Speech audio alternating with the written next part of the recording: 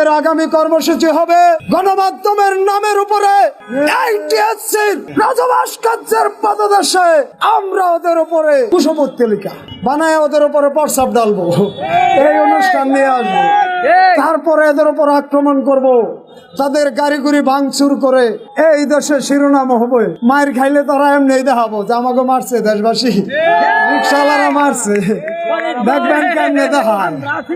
আমাদের ভালো কথা ঢুকতেছে না। আমরা একটা কথা বলেছিলাম, ন্যায্য কথা যদি কেউ শুনতে না চায় তাকে কান ধরে শোনানো হবে, আমাদের কথায় যদি কেউ আসতে না চায় তাদেরকে গাড় ধরে আনা হবে। আমরা 4টি বিপ্লব দেখেছি। কয়টি? 4টি। 52-তে দেখেছি, 71-এ দেখেছি, 69-এ দেখেছি, 24-এ তৈরি করেছি। সব কিছু ছিল শিক্ষিত বিপ্লব। দেশবাসী, এগুলো কিন্তু শিক্ষিত বিপ্লব। এবার একটি শ্রমিক বিপ্লবের অপেক্ষায় করেন। শ্রমিকদের উস্কানি দেওয়া, উস্কানির মাসুলকে এটা দেখাবো। এই কারণে ওই ব্যানারে লিখে দিয়েছি, যত করবেন চালাকি পরে বুঝবেন চালাকি। এটা 3 চাকার চালকদের বক্তব্য। এটা কোনো সুবিধাবাদীদের কথা নয়, এটা কোনো দুর্নীতিবাজদের কথা নয়, এটা কোনো পাচারকারীর কথা নয়, এটা কোনো মুনাফিকের কথা নয়। এটা কার কথা? পরিশ্রমিক শ্রমিকের কথা। যত করবা চালাকি পরে বুঝবা চালাকি। এই যে চালাকিটা বলবো না ভাই, এই চালাকির এক নাম পিয়ার পদ্ধতি, এক নাম সীমানা নির্ধারণ, এক নাম গণভোট। এই 3 জনে মিল্লা প্রতারণা। 3 চাকার অধিকার নাই। আমরা যে আন্দোলনে অংশগ্রহণ করছি আমাদের অধিকার নাই, কেন? এরা টানে পিয়ার নিয়া, এরা টানে গণভোট নিয়া, এরা টানে সীমানা নিয়া। আমাদের অধিকার বলবে কোন নিয়া? অধিকার বলবে তো বিদেশে টাকা পাচার করবে কিভাবে? অধিকার বলবে তো সুইস ব্যাংকে অ্যাকাউন্ট হবে কিভাবে?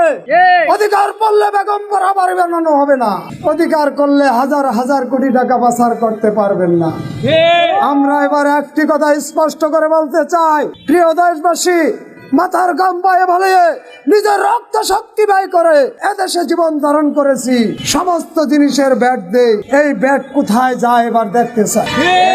এই ব্যাট কে খায়? রাষ্ট্রীয় বাজেট কোথায় যায়? বিদেশের কাছে কি কারণে ঋণ হলাম? মেট্রো রেলে কয়টি রিক্সা চালকের কোঠা রয়েছে?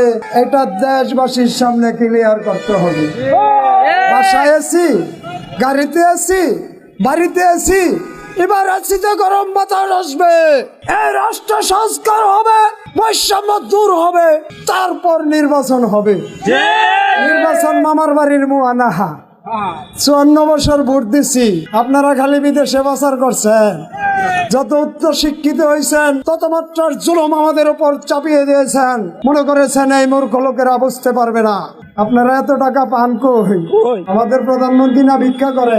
উপদেষ্টা না বারবার বিদেশ যায়? কয় টাকা এনেছে তিনি? দেশের অর্থ ব্যয় করে 1 বছরেরও বেশি একটি নাটক উপস্থাপন করেছে।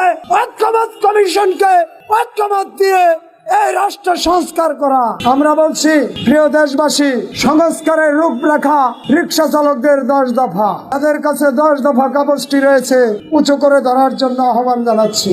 10 দফা কাগজগুলো উঁচু করে ধরবেন। এটা আগামী সংস্কারের রূপরেখা। আগামী সংস্কারের রূপরেখা রিক্সা চালকদের 10 দফা। আগামী সংস্কারের রূপরেখা রিক্সা চালকদের 10 দফা। এই 10 দফার বাইরে নির্বাচনী ব্যবস্থা করা হলে দাঁত ভাঙ্গা জবাব দেওয়া হবে। বুটের বদল ঘুষি। বুটের বদল কি? ঘুষি। কারণ 54 বছর বুট তোমরা নিয়ে খাইছো, এবার অধিকার ছাড়া বুট চাইলে ঘুষি খাবা।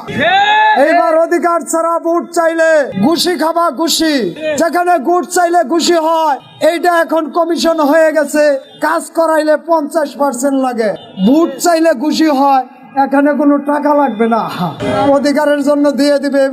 এবার আমরা ছেড়ে কথা বলবো না।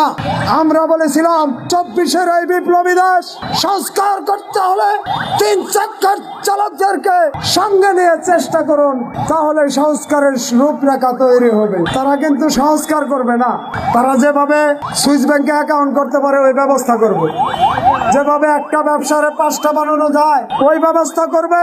কিভাবে এদেশের গরিব মানুষকে শোষণ করা যায় ওই ব্যবস্থা তারা প্রতিষ্ঠা করার জন্য এই 3 চাকার চালকদের অধিকার নিয়ে কোনো আমাদের কথা ক্লিয়ার। আমরা যতই চিল্লাচিল্লি করি রাষ্ট্র কিন্তু আমাদের কথা শুনবে না।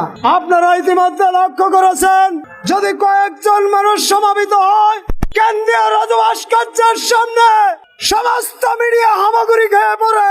আর এতগুলো চালক নিয়ে আমি এই জায়গায় দাঁড়িয়েছি, একটি জাতীয় মিডিয়া নাই। আপনারা বৈষম্য কোন জায়গায় খোঁজ পাইছেন? প্রচার মাধ্যম নিপীড়িত রিক্সা চালকদের নিয়ে কোনো প্রকাশই করবে না, তারা কোনো খবর আমাদের দেখাবে না। কিন্তু দেশবাসী, আমরা ফেসবুক, ইউটিউব সমস্ত কিছু চালাই, ডিসলাইন চালাই, ওয়াইফাই চালাই। আমাদের খবর যদি দেশবাসীর সামনে তুলে না ধরে আমরাও কিন্তু তাদের উপরে আক্রমণ চালাবো।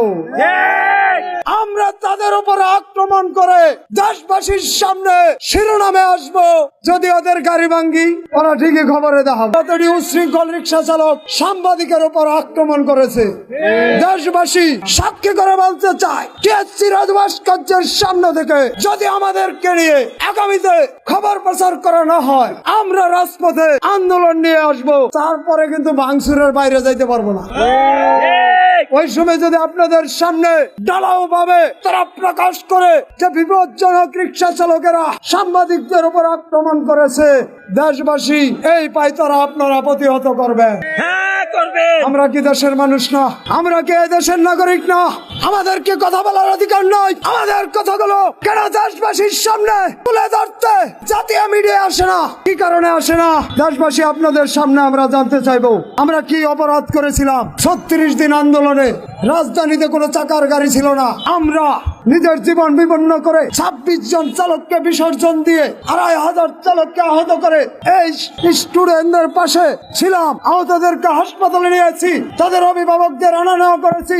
সমস্ত জরুরত পুরা করার পর আজকে যদি আমাদেরকে নিয়ে প্রচার করা না হয়, এই প্রচারের মাধ্যমের উপর আক্রমণ করবো না দেশবাসী?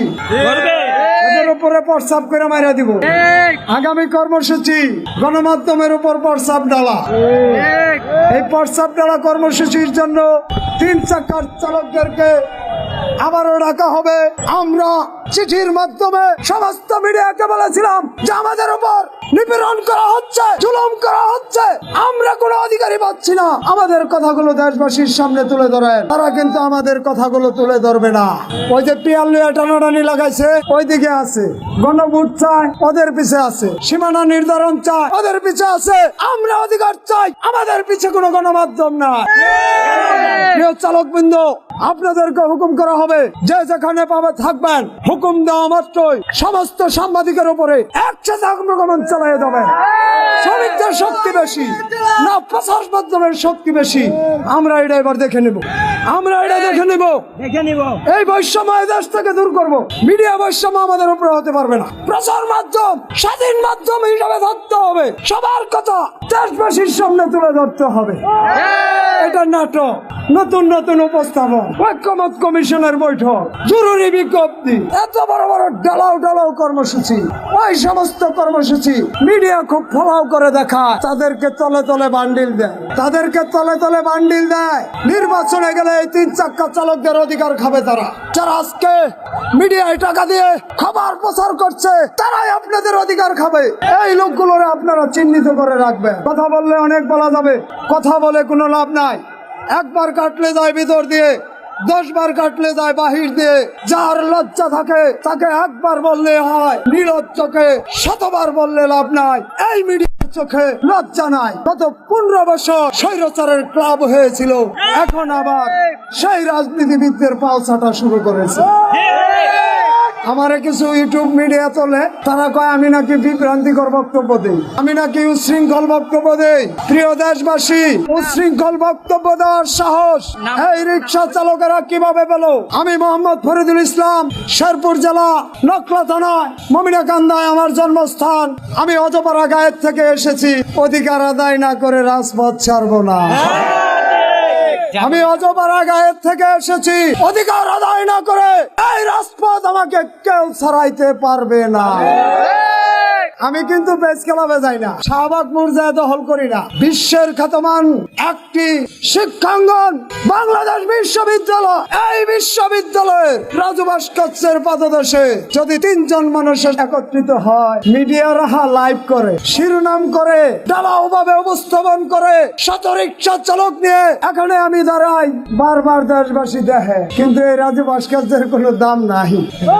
এই রাজু ভাস্কর্য মেহনতি মানুষের কথা বলে না, এই রাজু ভাস্কর্য অধিকার বঞ্চিত মানুষের কথা বলে না, এই রাজু ভাস্কর্য নিপীড়িত মানুষের কথা বলে না, তারা শুধু তাদের সুবিধার কথা বলে।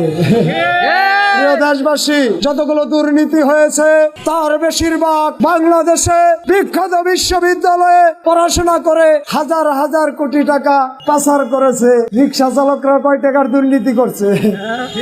আমাদের খবর কেন তুলে ধরেন না? আপনাদের গা জ্বলে কেন? সত্য কথা কেন প্রচার করেন না? বাক স্বাধীনতা তো মুক্ত করেছি, প্রচার করবেন কি করবেন না এটা আপনাদের বিষয়, আমরা কিন্তু বলতেই থাকবো। আমাদের আগামীর আলোচনা গণমাধ্যমের উপর প্রভাব ডালা।